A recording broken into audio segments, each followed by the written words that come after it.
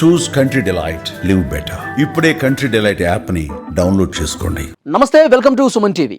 Ration card కోసం దరఖాస్తు చేసుకున్న వాళ్ళు ఎలాంటి ఆందోళన చెందాల్సిన అవసరం లేదని మంత్రి నాదెండ్ల మనోహర్ స్పష్టం చేశారు. దరఖాస్తు చేసుకున్న వాళ్ళకి మధ్యకాలంలో కొన్ని సమస్యలు ఎదురవుతా ఉన్నాయి. అధికారుల నుంచే మీరు కొత్తగా దరఖాస్తు చేసుకున్నారా, దానికి రుజువేంటి, దానికి ఆధారం ఏంటి అని ప్రశ్నిస్తున్నారు క్షేత్రస్థాయిలో ఉన్నటువంటి కొంతమంది అధికారులు. మీరు కొత్తగా పెళ్లి చేసుకున్నారా, మీ పెళ్లికి సంబంధించిన ఫోటోలు కానీ పెళ్లి కార్డు కానీ ఏమైనా ఉంటే ఇవ్వండి, అప్పుడు మీకు రేషన్ కార్డు వస్తుంది అని చెప్తున్నారు కింద స్థాయిలో ఉన్నటువంటి అధికారులు. అయితే ఇది పై స్థాయికి వెళ్ళింది, మంత్రుల వరకు వెళ్ళడంతో దీని మీద ఒక క్లారిటీ ఇచ్చారు. రేషన్ కార్డు కోసం దరఖాస్తు చేసుకున్న వాళ్ళు ఎలాంటి ప్రూఫ్స్ ఇవ్వాల్సిన అవసరం లేదు. పెళ్లి ఫోటోలు కావచ్చు, కార్డులు కావచ్చు, సబ్మిట్ చేయాల్సినటువంటి అవసరం లేదు.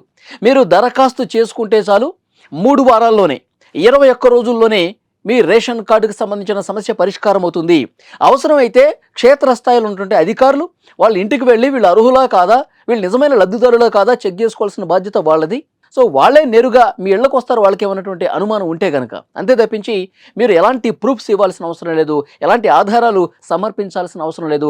అసలు మీరు ఆందోళన చెందకండి, రేషన్ కార్డు కోసం దరఖాస్తు చేసుకోండి చాలు, అధికారులే మొత్తం చేసి పెడతారు అని చెప్పి చాలా స్పష్టంగా పౌర సరఫరాల శాఖ మంత్రి నాదెండ్ల మనోహర్ గారు స్పష్టం చేశారు. కొత్తగా రేషన్ కార్డులు వస్తూ ఉన్నాయి. 4,24,00,000 మంది పేర్లు ఆల్రెడీ నమోదై ఉన్నాయి. వాళ్ళందరికీ అధునాతన సాంకేతికతో కూడినటువంటి రేషన్ కార్డులు ఇవ్వబోతున్నామని కూడా చాలా స్పష్టంగా చెప్పారు నాదెండ్ల మనోహర్. ఆ కార్డు ఏ విధంగా ఉంటుందంటే, మనకు పాన్ కార్డు లాగా డ్రైవింగ్ లైసెన్స్ కార్డ్స్ ఎలా అయితే ఉంటాయో అదే తరహాలో సాంకేతికతతో కూడిన QR కోడ్తో కూడినటువంటి కార్డ్స్ ఇష్యూ చేయబోతున్నట్టుగా తెలుస్తోంది.